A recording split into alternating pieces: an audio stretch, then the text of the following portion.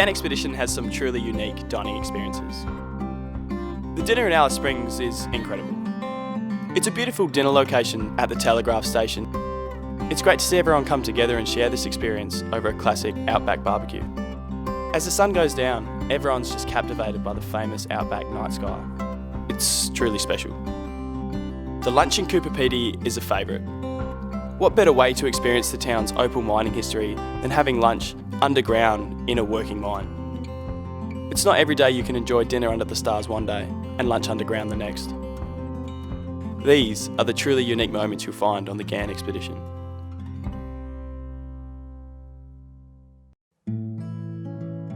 First of all, it doesn't look like you're on planet. It's unique, and different times of the day it would look completely different as well. There's hundreds of thousands of shafts uncovered and open in Coober Pedy. 80% of the world's opal comes from Coober Pedy. It's a love-hate relationship I have with opal mining.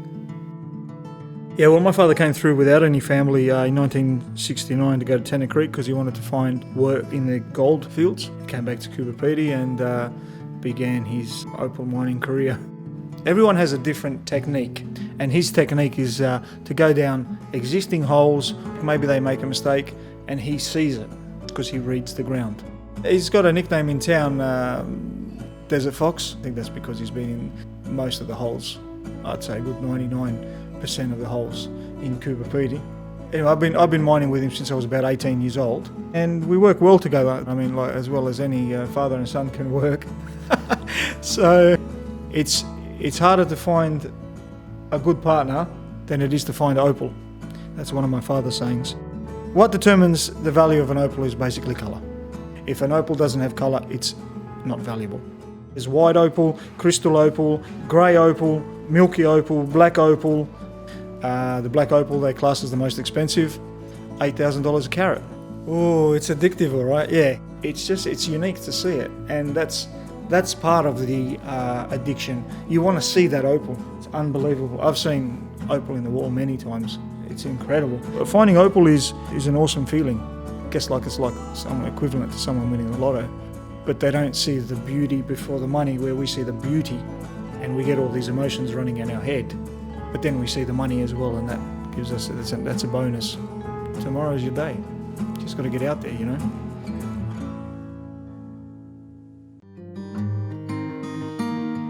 The breakaways are absolutely breathtaking. Rising up from the flat, dusty desert, looking out as far as the eye can see are just these flat top hills. And there's a story to be told about each of the rocks. It's just something you've never seen before. When you've come from Coober Pedy, an underground mining town, to this ancient landscape, it's just such a contrast. I think it's Outback Australia's best kept secret, and what better way to experience it than on the Ghan expedition. I've always been a wildlife lover. I've wanted to work with animals since I was about 3 years old. There's something amazing about having a predatory bird that decides to trust you. You get to know them really intimately, and then of course being able to display them in this particular way that we do at the Desert Park is just world class. My name's Crystal and I'm one of the bird trainers at the Alice Springs Desert Park. Good boy, you did it again. So basically we take people for a bit of a journey through Central Australia and focus on the birds that you find, the natural history, they get to see them up close and personal. This is an incredible experience for the guests of the Ghan. I think we're able to connect with everyone, and they definitely come away from it absolutely beaming and mesmerised and intrigued. They want to learn more, and that's really special.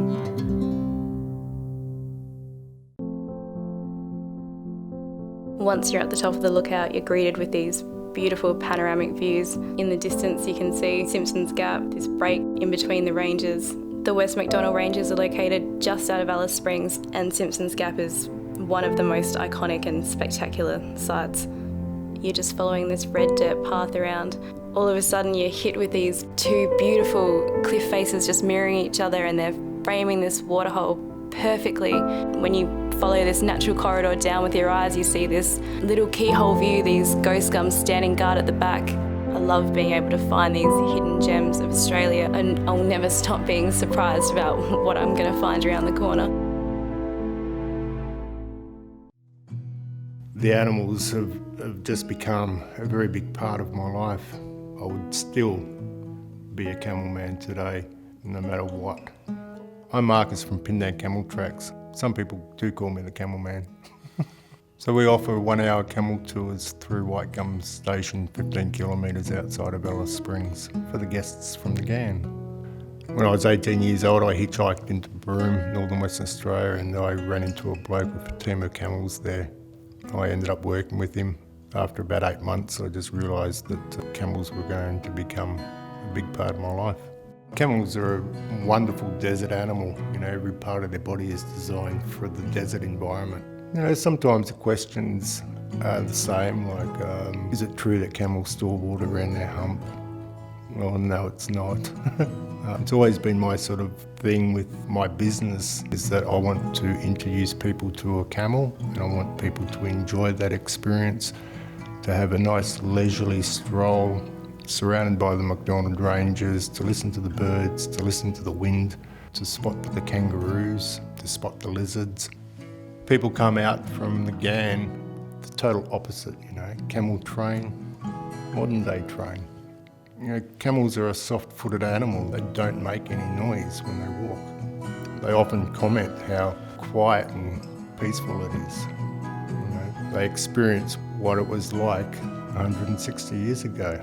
They experience what it was like when the old Afghan cameleers were helping to lay the train tracks, wandering through central Australian bushland. It's virtually untouched, and it gives them an opportunity to sort of experience a bit of the outback.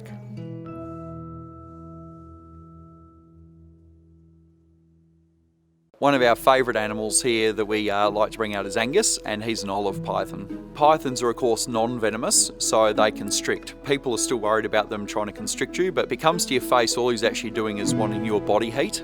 When you hold a snake, keep your hand nice and open. If you've got an open hand, you're supporting the snake, and if it wants to move backwards, it's able to move backwards.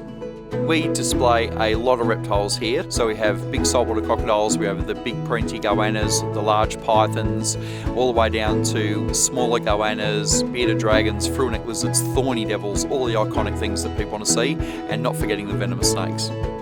So for the guests on the Ghan, they can see the animals that would be out in the desert, but quite often desert animals are very cryptic, they're hard to see, but here they get to see them up close and learn about them as well.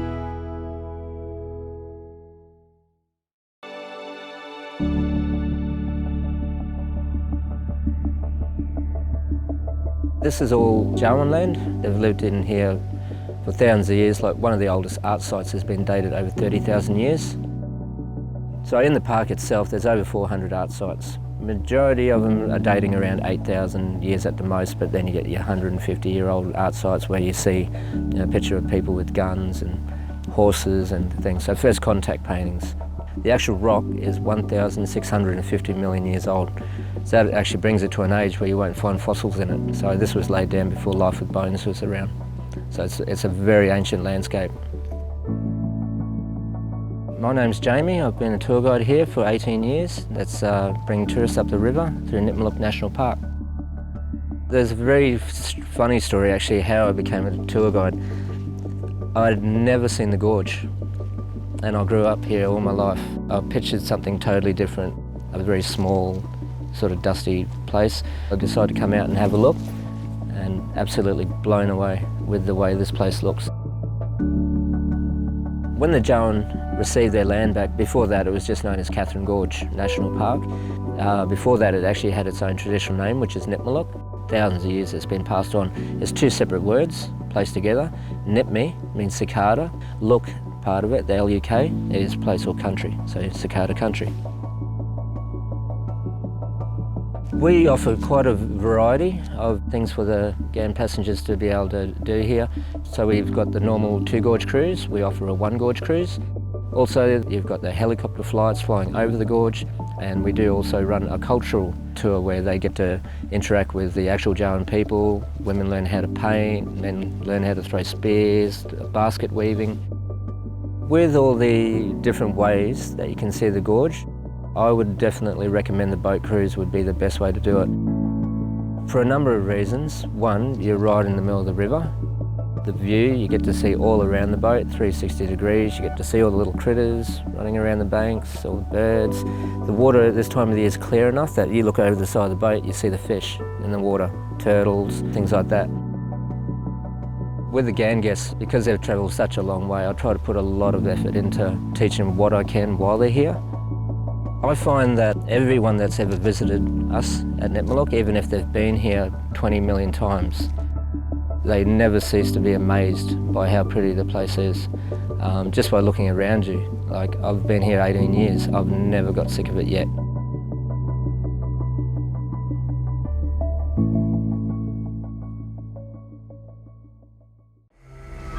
Information operations, are you receiving? Receiving. You can overstand clear on the north end of platform 1 for train movement, north end of platform 1. The train has its own personality, its own feel. And when it passes the Adelaide jail, it's got a different sound, different noise, a different groan. It knows it's coming home. In the middle of Australia, pitch black, night sky, stars out, camels, and you walk around the corner and every guest that goes there is just in awe. It's perfect. Anything you touch on the train is heavy. The train that just left here is 901 metres and 1,759 tonne. It's not a job. It does get into your blood. Being away from home can be hard, but being on the train, they're your family. Like, I travel with the same people and they're my train family.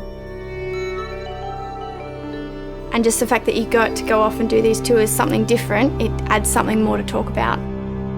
It's just, I don't know, I love it. Each night when I go to bed, I'll make sure my window's open so I can fall asleep to the stars. It's beautiful. It's nothing that you'll see in the city. Yeah, have they finished the people moving task on platform 2? Yeah, that's affirmative. So I'm up at 5:30 to allow myself a little bit more time, because usually on the Ghan I'm working at one end of the train and I sleep at the other. It's good, you can get to work in 5 minutes, you don't have to worry about peak hour traffic in the car or anything like that. So in a normal restaurant, I can't sit down and have a conversation, but here I can sit down and have a chat to one of my guests and hear about their stories. Okay, operations, confirmation. They're not just a number, they're not just a customer, they are a guest. They are coming into our home, into our space. They like to share their stories and they like to feel that they're important, which on here they are. Okay, Leroy, I'm clear, he's up on the pin. Let's go.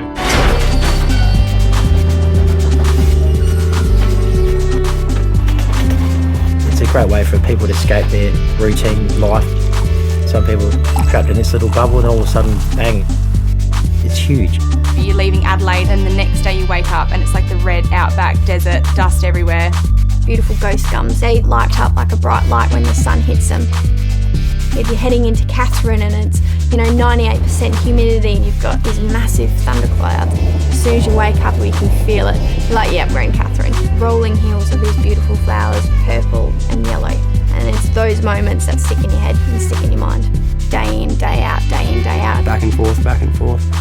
I woke up and there's kangaroos looking, just looking in my window. You can look out on either side of the train and for as far as the eye can see, you've got the horizon. When there's clouds and the sun hits the clouds, it's just beautiful.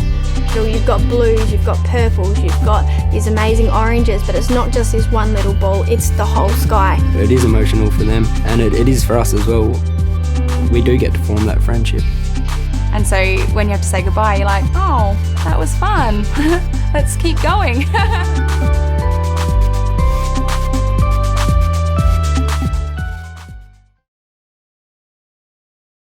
For the best Ghan and Indian Pacific deals, check out discoveraustralia.com now.